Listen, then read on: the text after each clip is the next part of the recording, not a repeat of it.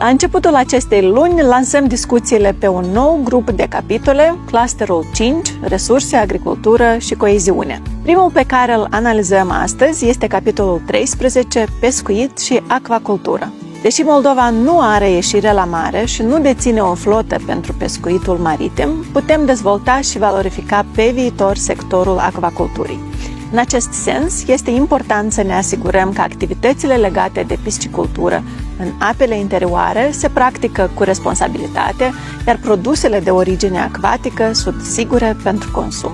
Implementarea măsurilor prevăzute în acest capitol ne va ajuta să susținem dezvoltarea durabilă în domeniul acvaculturii, să modernizăm unitățile de procesare a produselor piscicole, să îmbunătățim controlul sanitar-veterinar pentru produsele de origine acvatică și să facilităm accesul la resursele financiare prin Fondul European pentru Pescuit și Acvacultură Durabilă. Punerea în practică a politicilor din capitolul 13 ne va permite să asigurăm un sector al acvaculturii mai sigur și mai sustenabil. De asemenea, va sprijini economia locală și eforturile noastre de a deveni parte a pieței unice europene.